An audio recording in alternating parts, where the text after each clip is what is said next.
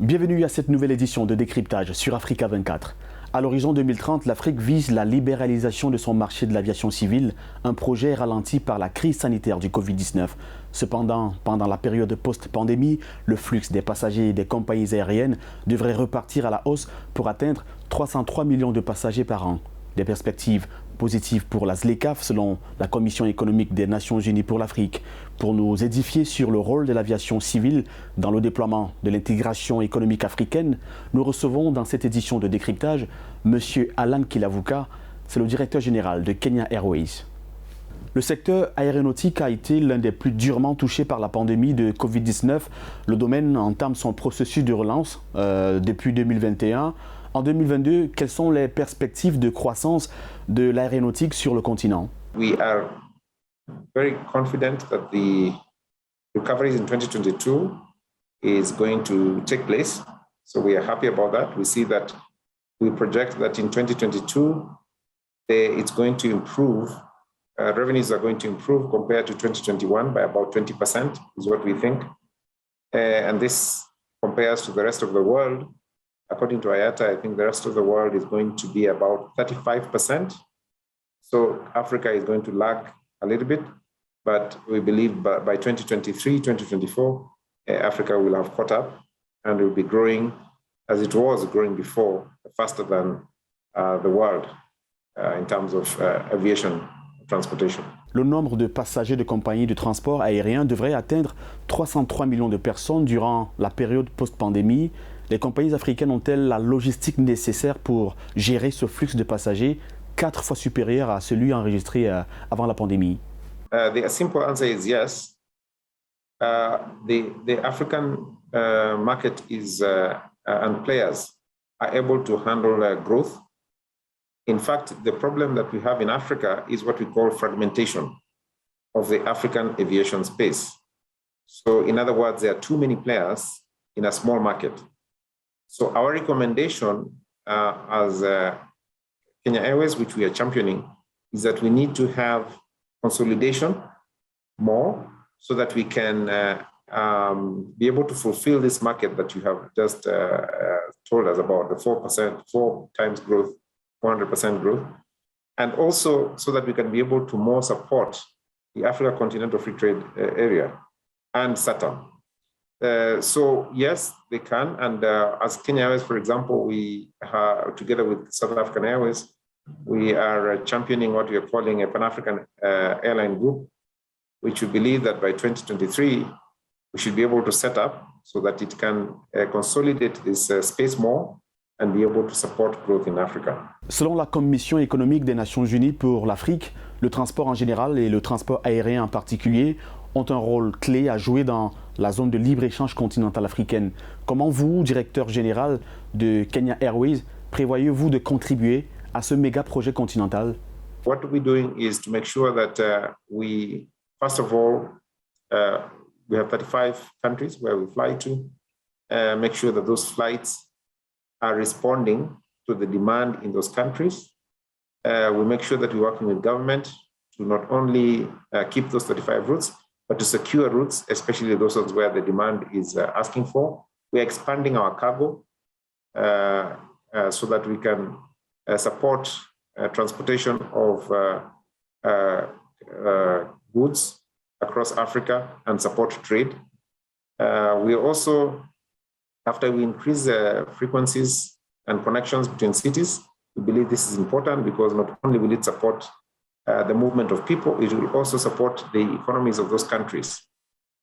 We have estimated that aviation in general and airlines in particular, they contribute directly and indirectly probably 3% of the GDP in the country, even before Africa Continental Free Trade Area. Pour une transformation plus rapide du secteur aéronautique, des experts invitent à miser sur le numérique.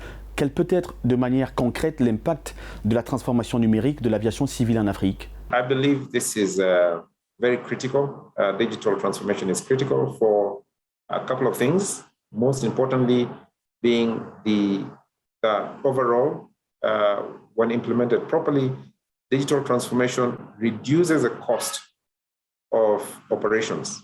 More specifically, costs like cost of distribution, which is a very major cost in aviation. So by reducing costs, then it also increases the ability for people to be able to travel. The other big advantage of digital transformation is that it increases flexibility and options, particularly for customers or for passengers. Again, that encourages passengers to interact more with aviation and to be able to travel more. So it provides, for example, for personalized products, innovative products that customers are happy to interact with. And also it makes it easier for customers and passengers to book, change, alter their tickets and their travel requirements. It also helps them to think through what, again, is the future of aviation. So airlines become a lot more innovative in the way they approach their business models. L'Afrique vise la création d'un marché unique de l'aviation civile à l'horizon 2030 à un respect des objectifs de développement durable fixés par l'Union africaine. Seulement, un obstacle majeur demeure, celui des sentiments nationalistes qui président à la création des compagnies aériennes. Comment surmonter cet obstacle afin d'atteindre le but visé? There's a saying that we say that nobody can stop an idea whose time has come. I believe the idea of consolidating the African airlines has come. And if you try and stop it, it will run over you. So if you're not ready for this idea, you're going to be rendered useless. Because see, here's a problem, Natalie. The problem is we have a market which has too many fragments to serve effectively the needs of the African people. What we are proposing is to have a group or a Pan-African group that will be able to span the width of the African skies and serve the people effectively, at the same time to help the various countries grow the economies the way they should.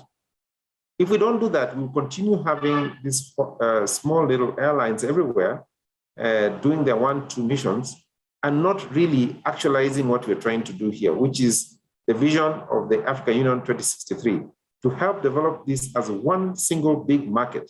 In fact, probably the biggest in the world, right? This is what has happened in Europe. This is what has happened in the Americas. So I think it is up to us to decide as Africans whether we want growth by consolidating the airline or we want to struggle. So I think this is an opportunity for us to prove ourselves correct. 20 pays africains n'ont pas encore adhéré au projet du marché unique de l'aviation en Afrique. Quelle stratégie pensez-vous qu'il faut mettre en œuvre pour les convaincre du bien fondé de cette initiative?